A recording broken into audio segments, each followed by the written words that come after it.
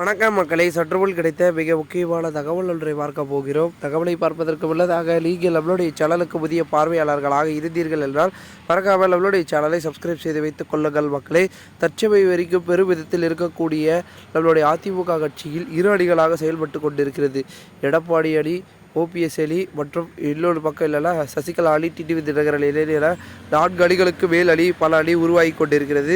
இந்த ஒரு சூழ்நிலையில் எடப்பாடி அணியில் இருக்கக்கூடிய ஒரு சிலரே எடப்பாடிக்கு எதிராகவும் மற்றும் எடப்பாடியின் பேச்சுக்கள் அவருடைய செயல்பாடுகளை பிடிக்காமல் அந்த அணியில் இருந்து கொண்டிருப்பதாக கூறப்படுகிறது.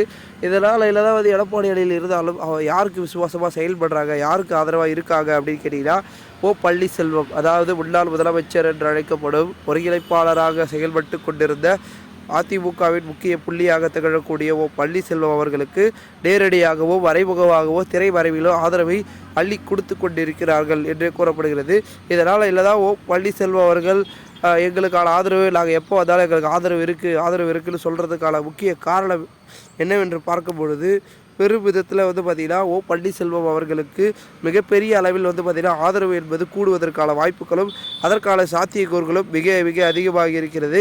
மேலும் அதிமுகவை பொறுத்த வரைக்கும் தமிழகத்தில் பல்வேறு விதமான இடங்களில் பார்த்திங்கன்னா ஆதரவு இருக்குது, ஒரு சில இடங்களில் குறையுது. காரணம் என்னவென்றால் இந்த கட்சி சேர்ந்தவாச்சும் நம்ம இந்த கட்சிக்கு ஓட்டு போடலாம், ஆதரவு கொடுக்கலாம்.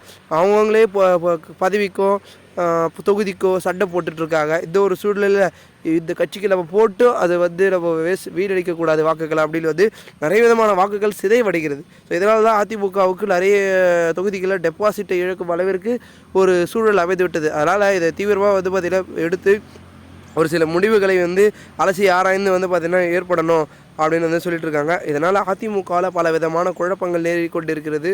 ஓபிஎஸ் அணிக்கு நேரடி ஆதரவை கொடுத்து கொண்டிருக்கும் நம்மளுடைய எடப்பாடி அணியினர்கள் பார்த்திங்கன்னா அடுத்தடுத்து அவர்களுக்கான ஒரு உதவிகளையும் செய்து கொண்டிருக்கிறார்கள். தற்பொழுது இரட்டை இலை விவகாரமாக இருக்கட்டும், அதிமுகவின் வழக்காக இருக்கட்டும், அதிமுகவின் பொதுக்குழு மாவட்ட செயலாளர் கூட்டம் ஆகிய நடக்கக்கூடிய உட்கட்சி செய்திகளை நமக்கு ஓபிஎஸ் அணியினர்களுக்கு பிரத்யேகமாக கொடுத்து கொண்டிருப்பதாக கிடைக்கப்பட்டிருக்கிற தகவல். ஏன்னா ஓபிஎஸ் ஒரு பெரும் அளவில் பார்த்திங்கன்னா அங்கீகாரத்தை அதிமுகவில் படைச்சிருக்காரு. ஸோ அதுக்கான ஒரு செயல்பாடாக தான் இது பார்க்கப்படுகிறது. பொறுத்திருந்து பார்ப்போம் என்ன நடக்கிறது, எல்லா மாதிரியான மாற்றங்கள் அதிமுகவில் நடைபெறப் போகிறது என்பதை பார்ப்போம்.